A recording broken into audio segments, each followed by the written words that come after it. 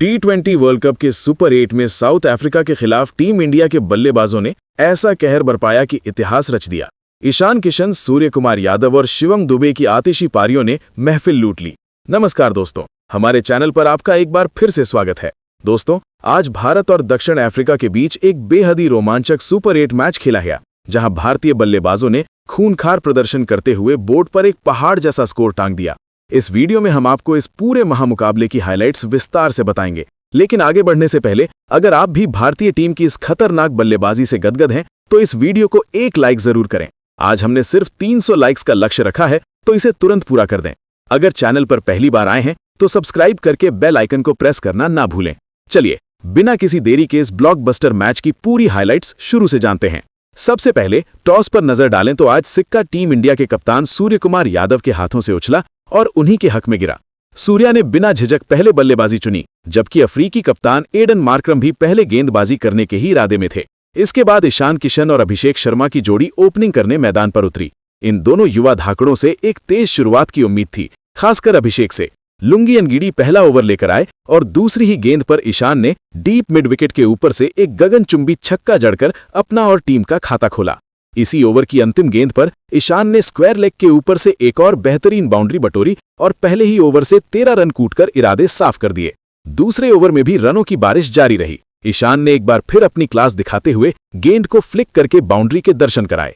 इसके बाद Marco Jansen की गेंद पर अभिषेक शर्मा ने एक बेहतरीन कट शॉट खेलकर अपना पहला चौका हासिल किया और इस वर्ल्ड कप के चौथे मैच में अपना खाता खोला। इसी ओवर की आखिरी गेंद पर ईशान किशन ने सामने की तरफ एक दर्शनीय चौका लगाकर अफ्रीकी खेमे में खलबली मचा दी। इसके बाद गेंदबाजी में बदलाव हुआ और कागिसो रबाडा तीसरा ओवर लेकर आए, लेकिन ईशान किशन कहाँ रुकने वाले थे। उन्होंने रबाडा की पहली ही गेंद को फ्लिक करते हुए सीधा स्टैंड्स में डिपॉजिट कर दिया और एक और कड़क छक्का जड़ दिया। ईशान का तूफानी रूप अब दिखने लगा था। चौथे ओवर में कॉर्बिन बॉश गेंदबाजी के लिए आए और इस बार अभिषेक शर्मा ने मोर्चा संभाला। अभिषेक ने पहली गेंद को एक्स्ट्रा कवर के ऊपर से 1 बाउंस चौके के लिए भेजा। इसके तुरंत बाद अगली गेंद पर भी उन्होंने शानदार शॉट खेलकर लगातार दूसरा चौका जड़ दिया। अभिषेक का बल्ला यही नहीं थमा, उन्होंने तीसरी गेंद को भी एक्स्ट्रा कवर की दिशा में खेलकर बैक टू बैक 3 चौकों की झड़ी लगा दी। बॉश के इसी ओवर की 5वीं गेंद पर भी अभिषेक ने एक और करारा चौका लगाया, जिससे एक ही ओवर में उनके बल्ले से 4 बाउंड्री आ गई। अभिषेक ने बॉश की बुरी तरह क्लास लगा दी। 5वें ओवर में एनरिक नॉर्ख्या आए तो अभिषेक ने उनका स्वागत स्क्वायर लेग पर चौके से किया और फिर अगली ही गेंद पर एक्स्ट्रा कवर के ऊपर से एक विशाल छक्का जड़ दिया। 5 ओवर में ही भारत 50 के पार था। इसी ओवर की तीसरी गेंद पर ईशान ने नॉर्ख्या को आड़े हाथों लेते हुए स्क्वायर लेग पर छक्का, फिर चौथी गेंद पर स्ट्रेट बाउंड्री पर एक और छक्का और अंतिम गेंद पर अपर कट से छक्का लगाकर ओवर से 5 बाउंड्री निकाल ली, जिसमें 4 ईशान के और 1 अभिषेक के बल्ले से निकला। ईशान अब 19 गेंदों में 47 रन पर थे और अपनी 20वीं गेंद पर उन्होंने एक और गगनचुंबी छक्का लगाकर अपना तूफानी अर्धशतक पूरा कर लिया। इन दोनों की खतरनाक बल्लेबाजी के चलते पावर प्ले खत्म होने तक भारत का स्कोर बिना नुकसान के 90 रन हो चुका था। साउथ अफ्रीका की टीम अब पूरी तरह से दबाव में आ चुकी थी। 7वें ओवर में कॉर्बिन बॉश की गेंद पर अभिषेक ने एक और बड़ा शॉट लगाया, लेकिन इसी ओवर में बॉश ने वापसी की और भारत को पहला झटका दे दिया। एक और बड़ा शॉट खेलने के चक्कर में अभिषेक गेंद को हवा में मार बैठे और क्विंटन डी कॉक ने एक शानदार कैच लपक लिया। अभिषेक 43 रनों की एक शानदार पारी खेलकर पवेलियन लौट गए। इसके बाद क्रीज पर आए तिलक वर्मा ने आते ही पहली गेंद पर एक्स्ट्रा कवर पर चौका और फिर गैप में एक और चौका लगाकर धमाकेदार शुरुआत की। केशव महाराज के खिलाफ तिलक ने एक छक्का और एक बेहतरीन रिवर्स स्वीप से चौका बटोरा। आज तिलक बिल्कुल अलग ही मूड में दिख रहे थे। उधर ईशान ने नॉर्ख्या की एक और गेंद को गोली की रफ्तार से दर्शकों के बीच पहुंचाकर छक्का जड़ा, लेकिन लुंगी एनगिडी के ओवर में बड़ा शॉट खेलने के चक्कर में वो अपना विकेट गंवा बैठे। शानदार 67 रन बनाकर ईशान पवेलियन लौट गए। 12 ओवर के बाद भारत का स्कोर 150 हो चुका था। तिलक ने लॉन्ग ऑन पर छक्का मारा, सूर्या ने नॉर्ख्या पर स्क्वायर लेग पर छक्का जड़ा और तिलक ने भी नॉर्ख्या पर लॉन्ग ऑफ के ऊपर से एक और छक्का लगाया। भारत का आक्रामक खेल रुकने का नाम नहीं ले रहा था।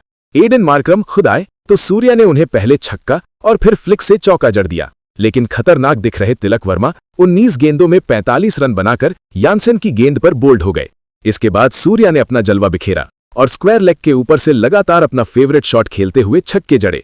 अब मैदान पर शिवम दुबे का तूफान आना बाकी था। उन्होंने आते ही खड़े खड़े एक विशाल छक्का मारा, जिससे पूरा स्टेडियम गूंज उठा और अगली ही गेंद पर स्ट्रेट बाउंड्री के पार एक और बैक टू बैक छक्का जड़कर स्कोर को 200 के करीब पहुंचा दिया।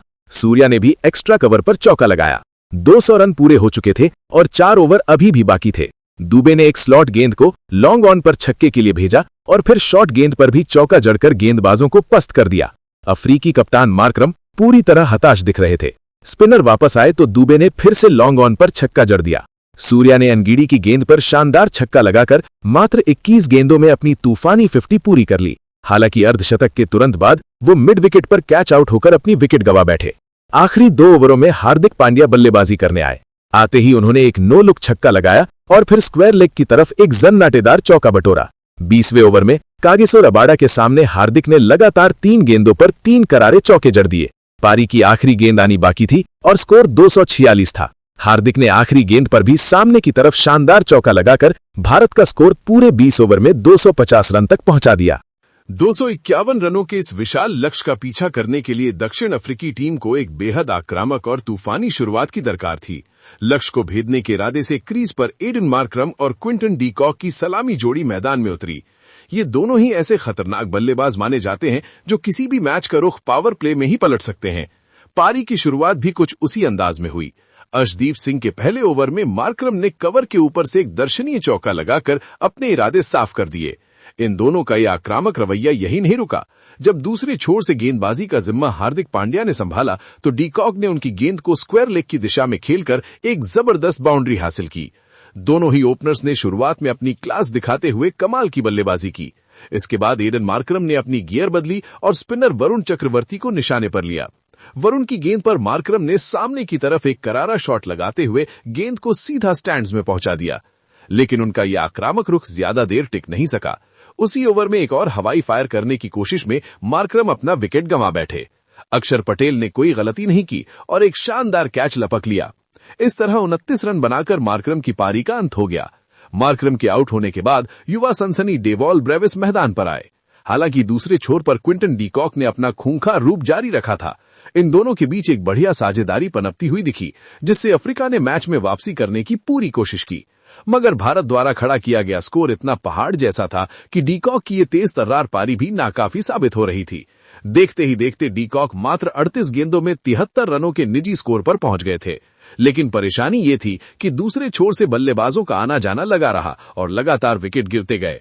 इस वजह से टीम इंडिया ने मैच पर पूरी तरह से अपना शिकंजा कस लिया।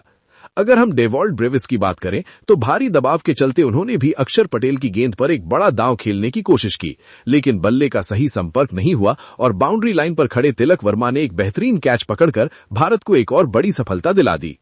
इस बीच भारतीय पेस मशीन जसप्रीत बुमराह ने भी कसी हुई गेंदबाजी का मुजाहरा पेश किया और अपने खाते में एक अहम विकेट डाला।